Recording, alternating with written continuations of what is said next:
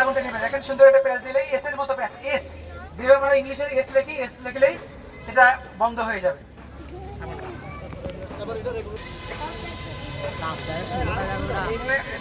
এটা হলো না, এভাবে আগুন লাগানো যাবে না, কাকে লাঠি নিয়ে আসতে হবে। লাঠি নিয়ে এসে আগুন লাগবে না। তেল দেওয়া প্রতিদিন, হ্যাঁ।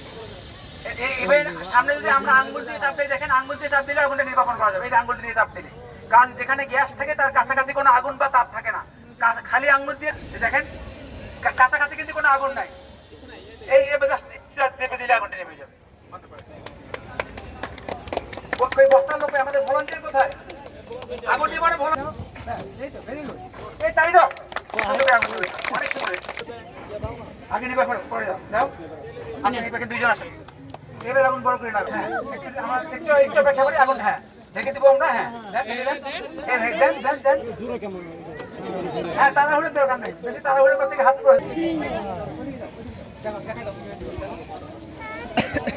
আমরা যদি এক্সটিংগুইশার রাখতে পারি, এক্সটিংগুইশারে অনায়াসে আগুন নির্বাপন করা সম্ভব।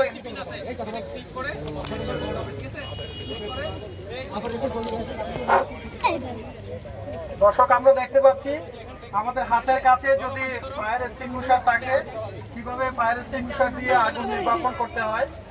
বিশেষ করে এই যন্ত্রগুলো বিভিন্ন অফিস সাধারণত আমরা প্রায় দেখে থাকি, কিন্তু এগুলোর ব্যবহার অনেকে আমরা জানি না। এখন আমরা দেখতে পাচ্ছি এখানে কিভাবে এক্সটিংগুইশার দিয়ে আগুন নির্বাপন করছে।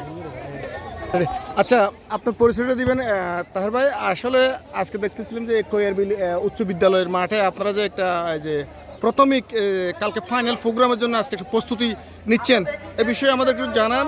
আসলে কি কি বিষয় নিচ্ছেন আপনারা প্রস্তুতি? আসসালামু আলাইকুম, আমি মোহাম্মদ তানহারুল ইসলাম, আমি উপসহকারী পরিচালক fire service civil defence Cox's Bazar জেলার দায়িত্বে আছি। আমরা আইআরসি ইন্টারন্যাশনাল রেস্কিউ টিমের অর্থায়নে এখানে একটা মহড়া করছি, ফায়ার এবং এভাকুয়েশন ড্রিল। সাথে সাথে ভূমিকম্প, যদি কোনো ভূমিকম্প হয়ে যায় তাহলে আমাদের লোকজন কীভাবে শেল্টার নিতে পারে, পাশাপাশি আগুন লাগলে কীভাবে তার আগুন নির্বাপন করতে পারে, সেই এখানে মহড়া আমরা এই কৈয়ার বিল উচ্চ বিদ্যালয়ের বাচ্চাদেরকে, স্টুডেন্টদেরকে নিয়ে আমরা এই প্র্যাকটিস করছি। আজকে তার প্র্যাকটিস সেশন, কালকে আমরা ফাইনাল মহড়া করবো।